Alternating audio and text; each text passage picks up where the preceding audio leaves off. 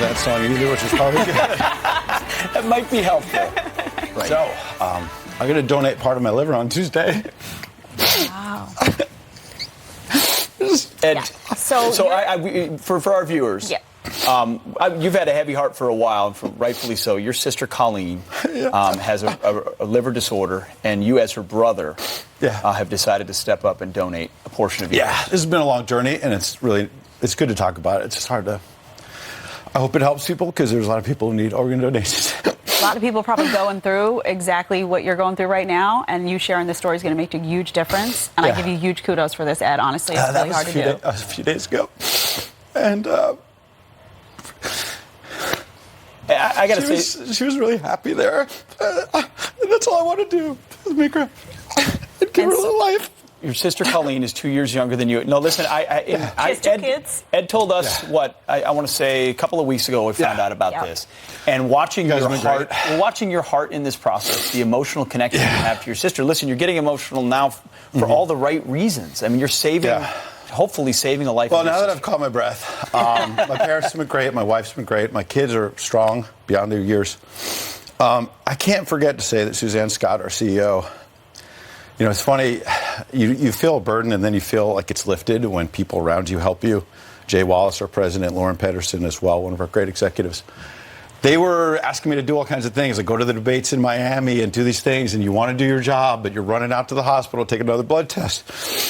And I finally just said, Suzanne, I can't do this. Yeah. And she was like, go help your sister. Yeah. Everybody at Fox. And they're amazing. And, you know, and you guys have been great. And we're family. You're total champions. We sure are. You're having a baby, and you're going to get married. I'm not having a baby. I'm getting married. Yeah. And you're going to be there. And I'm telling you, I hope, because I want to talk a little bit about what comes next so that people are not too worried about me. I plan to be at your wedding. I'm going to RSVP +1 with my wife. We'll have a party. Yeah. And I'm going to be pretty cheap because I can't drink for 6 months. That'll be both of us. Liver, right? So neither of us can drink, so we can bond over that. And actually, I think this is the right time to issue a challenge, which is that I think this is the ultimate Fox and Friends challenge. You've got less than 90 minutes now to go promise to donate an organ. If you don't, I win the trophy forever. I'm going to concede this one out the gates.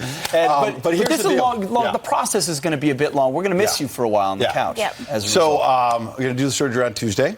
And what's amazing about the liver that I've learned that you didn't know is that it regenerates. So if all goes as planned, my lobes are essentially of 2 lobes, and we're going to have a doctor on shortly to kind of explain this better than I can.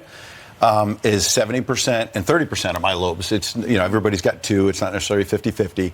So if all goes well, I'm going to give 30% of my liver. And amazingly, that 30% will become 100% in my sister.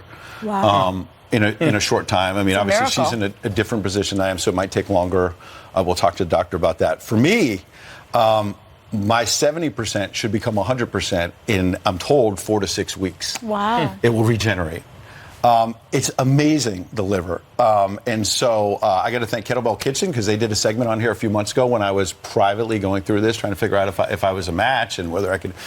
And so the doctor said, you got to lose 10 to 15 pounds. And Kettlebell Kitchen is like God, you know, gave me Kettlebell Kitchen because they do these prepared meals, and I started doing them. I was wondering what Jesse Waters, by the way, was teasing me about the Kettlebell Kitchen, and he said, "Why are you losing weight?" And now he knows. I told him recently. I said, "I hope you feel bad, Waters." He's like, "No, I don't feel bad." You know, 'cause that's Waters. I love him. And then, but I was really close to losing that weight, and then I still needed a few more pounds, and they were like, we can't, because they don't want you to put yourself in a bad position and not be able to survive the surgery. And they said, just a couple more pounds, you're going to be there. And I was fighting them to get there. And to their credit, the doctor said, nope, we want you to be in tip-top shape. So I finally got there, and they said, I got the call on June 6th, I think, and they said, you can do it. And then I was like, wait, are you sure? Maybe I need to lose a few more pounds because you're on the diving board now. I'm like, I'm not thinking, maybe I need to, no. Yeah. So then I called my sister. We had a good conversation. And she hasn't wanted me to do this because she's on the list, the national list. It takes a long time, and we don't know, I got to try to help. Yeah. And it'll speed it up. But she gamed it out and said, well, this is amazing. And her gratitude was amazing. And she said, but wait, if we do this, your birthday, you're going to like be recovering during your birthday. And I said, yeah, the doctors told me my birthday is ruined this year. But don't worry, I'll have a birthday next year. And she laughed and said, stop. But in all seriousness, I was trying to bring humor to it because I will have another birthday next year. Yep. And the most important part is my sister's going to have a whole bunch of birthdays coming up. Yep. And that's great. Yeah. And Amen. people are going to be worried about you. So I just want to reassure them.